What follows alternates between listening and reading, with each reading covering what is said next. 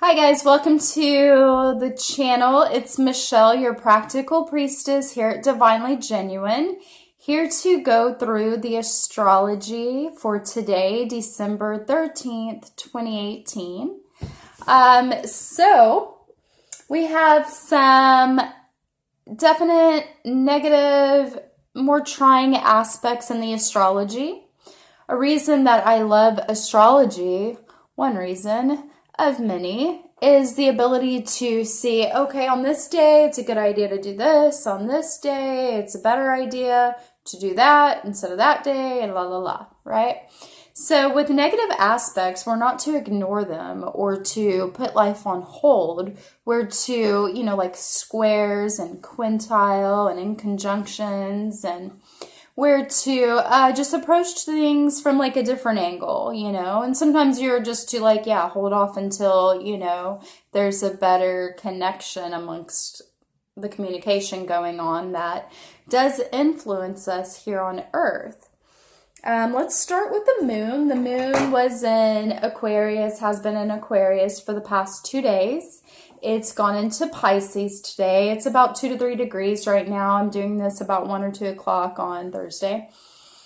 When the moon is in Pisces, like I was saying, it's a good idea to pay attention to your intuition, to do creative pursuits like your art, your music.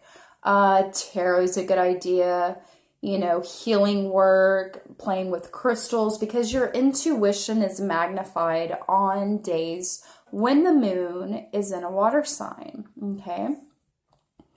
A little advice on healing any pain that you're going through. Take time to sit with the pain. Write down the experience, face it again, and let it go. You can burn that paper. A lot of people do that sort of thing, or, whatever you feel led to do. But I believe, as someone who's had to heal myself from past trauma and trying to help others do the same, it is very important to not run from those experiences, but go back with them to transform that energy. As the energy doesn't die or go away, it takes home in the body, which then it comes out in some form, whether it's lashing out in anger at the wrong person or something like that, or making poor choices for yourself in self-sabotaging ways. But so when you gain control of the healing process and use those energies to, in a more productive way, like when you see someone go through something crazy traumatic and then they build this business that, what's the one where Moms Against Drunk Drivers, MAD, what is that, MAD or something? Organizations that started due to someone's terrible tragedy that happened in their lives. They've transmuted and transformed that pain into something great, right? You can do the same with just a painting or a song. Wonderful day to do so. Okay, the moon is making aspects to Mercury.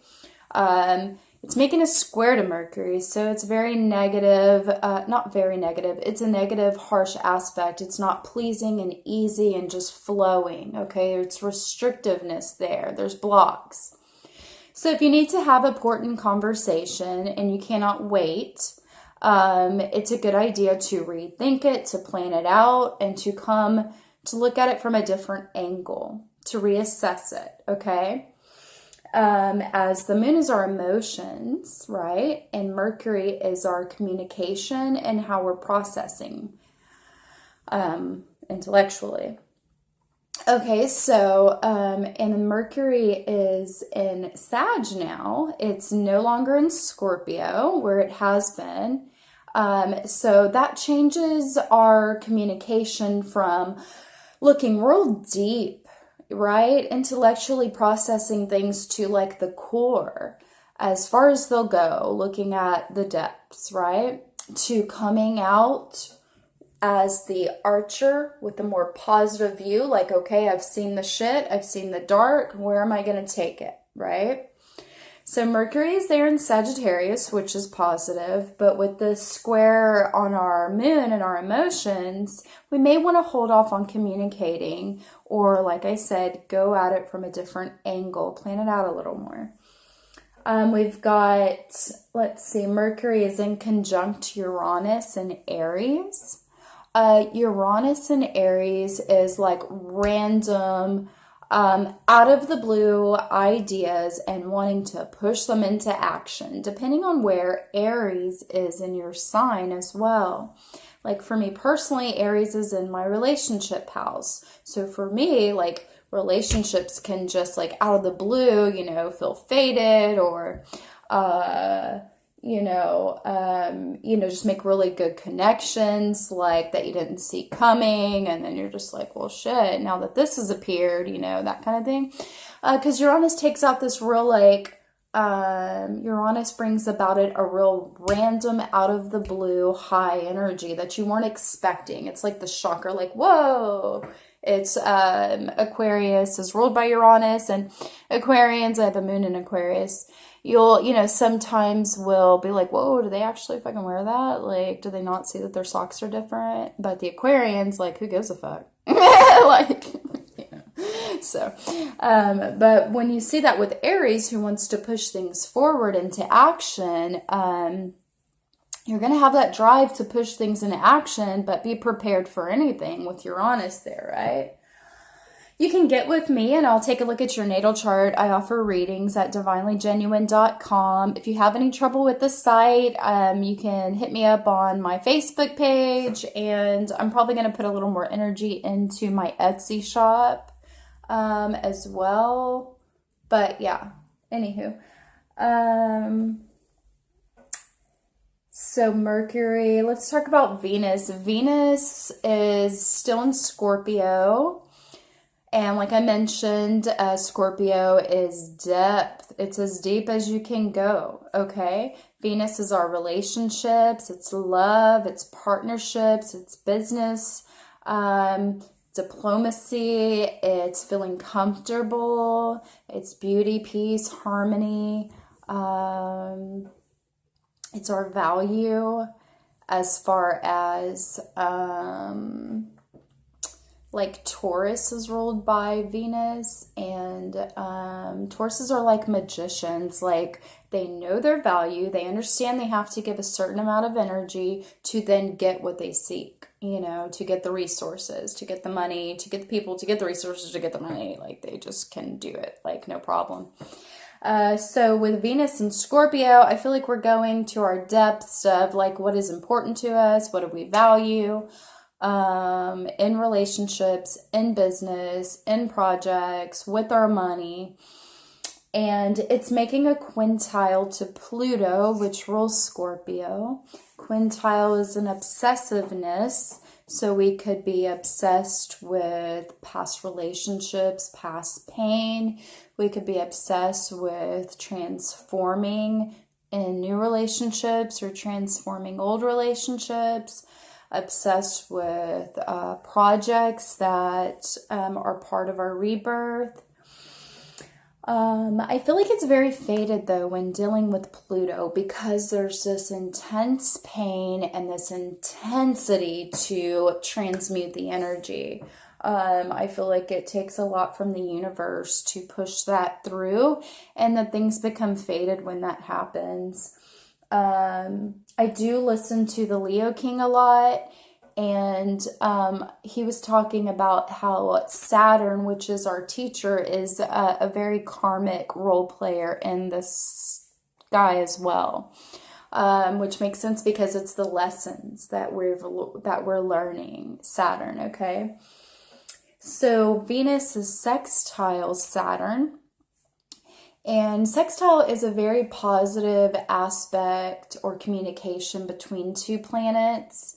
Sextile is like a common understanding between each other, okay? So then you take Venus, love, relationships, money, business, resources, and Saturn, who's trying to teach us lessons, and the lessons currently are in Capricorn with Pluto, which is building structured rules and systems. And it's going to be something we haven't seen before.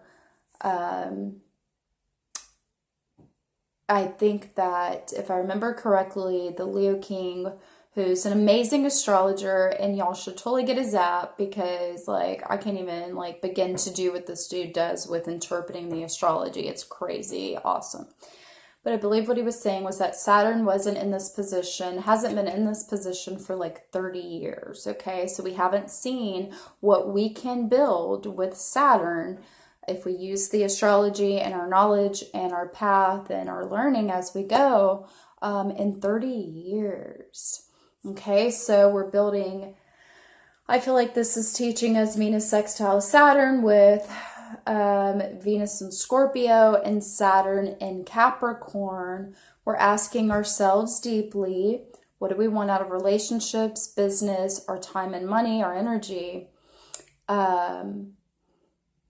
And how does this look to implement new structures, new belief systems, since there's some Sagittarius, Sun, Jupiter, and Mercury there with our mind, our outer expression, and Jupiter trying to grow us. What new belief systems, structures with Saturn and Capricorn and rules are we wanting to implement? What is our new world going to look like in love, relationships, and business? We decide this. We co-create this, okay? So we have positive aspects between the Venus and Saturn roles today, which is beautiful. So yeah, those are the aspects. I think I went through all that. So it's pretty exciting stuff. So I know that's a lot of information and very big, but whatever new areas are opening up to you, take time to really ask yourself and give yourself permission to expand your mind in areas and to take maybe a new, freer form of thinking and to take that forward, as well as what you find that you may want from your relationships and what you want to spend your energy on to obtain your resources and what you would like to build in this world. I feel like that's the big theme for all of us collectively right now. And I do want to do a tarot card or two.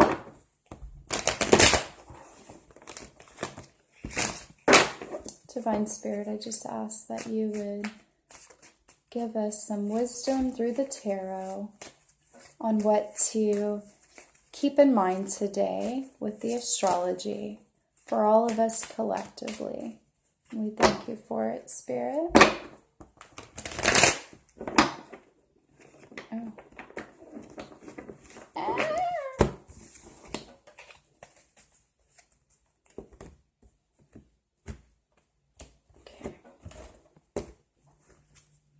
We've got the Three of Wands reversed. Okay, so the Three of Wands is opportunities coming in. Okay, and reverse, it's like we're saying there's opportunities around us, but we're kind of holding back, not sure, maybe letting fear get the best of us. Excuse me, not really understanding where to take action, okay? So anytime there's a reversed card, it's a block, and it needs to be, we have the Star card on the bottom of the deck, which is New Age Spiritual Awakenings. Anytime it's reversed, we need to go within and, try to get, especially with the moon in Pisces, try to get your intuition involved in making a decision for which opportunity do you take, as so many are presenting themselves. And the Healing Fairies have something to say.